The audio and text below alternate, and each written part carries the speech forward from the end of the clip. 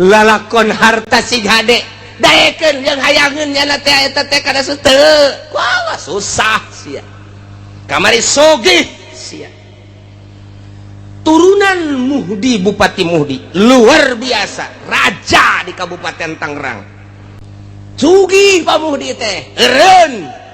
jadi bupatina pelepas teu kudu dicaritakeun ku ari masya Allah keluarga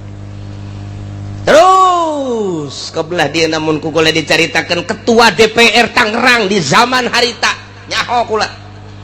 kok bisa nyaho babaturan abah kula berangkat ke Mekah pada tahun 75 ngahiji di dia waktu aya anu nipu di pasar Kemis ngerekrut jamaah haji Tony ngarana tuh bener nya anak katipu berarti tah loba ngajakan abah kula terus supaya kanyana dipapageun make sedan kula ge milu sagala teu lah cak abah teh moal kadinya lain dirarasaan sabaraha puluh manusia nu katipu ku Patoni per detik ieu teu puguh tarangna teu puguh bujurna ka abah kula mah jeung urang Tangerang jeung ketua DPR nyana nu milu ka dieu sugih jasa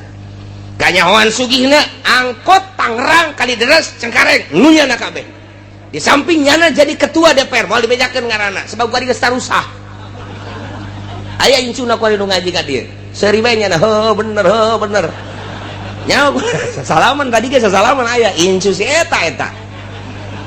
naik angkot ku ari mah baheula boga angkot ku ari naik angkot keur carita harta sugih jasa pat susah jasa ku ari nang saha eta nang Allah wa huwal qahiru fauqa ibadi Soeharto 32 tahun ngajabat luar biasa hartaku jadi korup wah luar biasa nu ngadaharna lainnya rugi amat menang hese beleke hasil korupsinya di sidang tetap dihareupeun Allah di Rabbul Jalil nu ngadahar nu ngalebok lainnya rugi henteu otak pikir tah nyana nu disidang anak lo ngeuna anak mah bakal disidang deui bae sarua bae namun perjalananna teu beres rugi amat jang pemikiran urang jijah nya aing anu kitu neangan kunaon batur anu menikmati deres mun teu disiksa nang saha eta Allah nu ngakitukeun wa huwal qahiru fauqa ibadi lenser Soeharto jambungeun lenser nang Allah lawan Gusti Allah wa huwal qahiru fauqa ya Allah ya Rabbi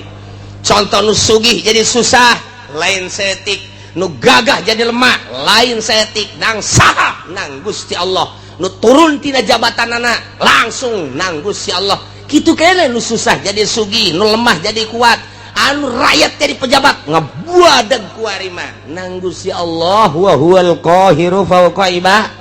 itu daya tuh upaya orang mah aya nang ngayakeun Gusti Allah hiji perkara nu aya di luar pengadaan Gusti Allah nang Gusti Allah moal aya hiji perkara lain nang ngeuweuhkeun Gusti Allah moal aya atuh berarti aya jeung eueuh nang Gusti Allah hirup jeung paeh nang Gusti Allah ieu lawan tah wa huwal qahiru fauqa ibadi